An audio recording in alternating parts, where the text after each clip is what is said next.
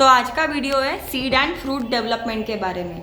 Seed और fruit development के बारे में सबसे पहला और इम्पॉर्टेंट स्टेज होता है फ्लावर को पोलिनेट करना। फ्लावर को पोलिनेट करने के बाद ही डबल फर्टिलाइजेशन होगा, फिर जाइगोट फॉर्मेशन होगा, फिर एम्ब्रियो फॉर्मेशन होगा एंड देन सीड फॉर्मेशन होगी। ठीक है, तो ये जो सीड है ये डेवलप हो गई तो मतलब ये फ्लावर पोलिनेट हो गया और सीड तैयार हो गई, तो तब जो ओव्यूल है उसके साथ क्या हुआ, तो ओव्यूल के बाकी के पार्ट्स जो है other than that of ovary and ovary wall, तो क्या होता है इंटेजुमेंट्स जो है वो परसिस्ट करते हैं in the form of seed coat.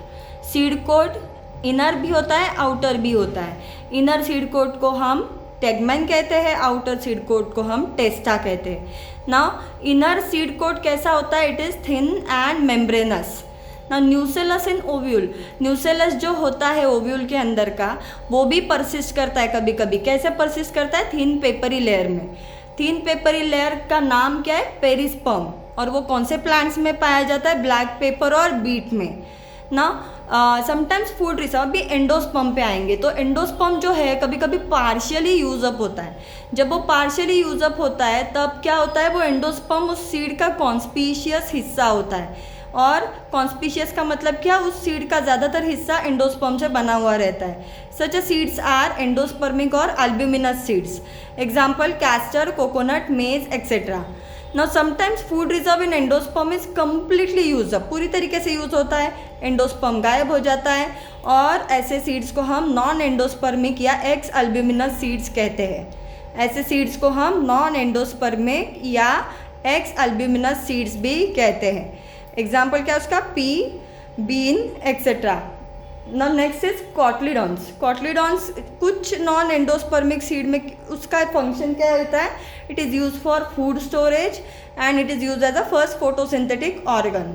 अभी माइक्रोपाइल के साथ क्या होगा, माइक्रोपाइल परसिस्ट एज स्मॉल पोर। ये स्मॉल पोर का काम क्या है सीड के अंदर, it allows entry of water and oxygen, पानी और ऑक्सीजन को अंदर घुसने देगा ड्यूरिंग सोकिंग। ठीक है, नेक्स्ट क्या है, फ्रूट डेवलपमेंट। फ्रूट डेवलपमेंट किससे ट्रिगर होगा, हार्मोन्स से ट्रिगर होगा। और हार्मोन्स कहाँ से सिक्रीट होंगे, जो डेवलपिंग सीड है वो उन हार्मोन्स को सिक्रीट कर देगा। ठीक है, and then after fertilization zygote is form. Zygote में ओवरी डिफरेंशिएट्स इनटू फ्रूट।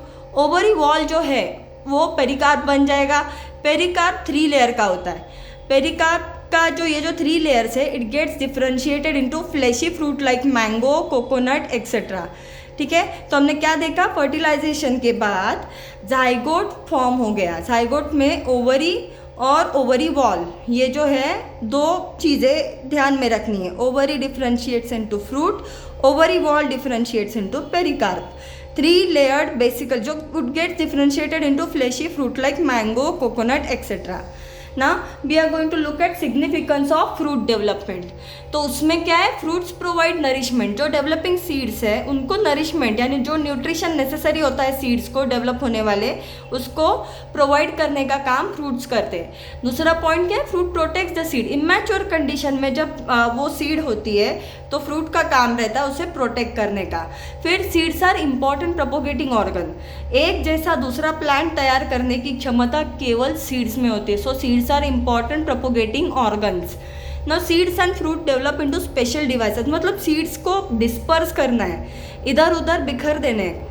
तो फिर हम क्या करेंगे उसके बिखरने के लिए, तो उसके लिए स्पेशल डिवाइसेस दिया रहता है ना। ये स्पेशल डिवाइसेस डिपेंड करती है कि वो सीड जो है उसके डिस्पर्शन का मेथड बायोटिक या अबायोटिक फैक्टर्स के ऊपर है। तो वो हिसाब से उन्हें स्पेशल डिवाइसेस दी जाती है सो दैट ये जो सीड्स है वो हर तरफ फैल जाए और डिस्ट्रीब्यूशन ऑफ स्पीसीज हो जाए। उसके बाद आता है डॉर्मेंसी। डॉर्मेंसी मतलब it is a state of metabolic arrest that facilitate survival of organism. मतलब क्या है, ये जो है पूरा जो ऑर्गेनिज्म है वो स्टैंड बाय मोड पे चला जाता है, यानी कुछ मेटाबॉलिक अरेस्ट हो जाएगा, कुछ भी नहीं होगा उसमें। और ये क्या है, survival of organism during unfavourable condition के लिए नेसेसरी होता है। ठीक है, मैच्योर और वायबल सीड्स भी कभी कभी दे डू नॉट जर्मिनेट ही नहीं होती है, उनमें फेवरेबल कंडीशन प्रेजेंट है, सीड मैच्योर और वायबल है, फिर भी वो जर्मिनेट नहीं होती। क्यों जर्मिनेट नहीं होती, क्योंकि अनटिल एंड अनलेस डॉर्मेंसी, वो जो डॉर्मेंसी पीरियड है वो पूरा होने के सिवा वो मैच्योर या वायबल सीड्स है वो जर्मिनेट होना शुरू ही नहीं करती।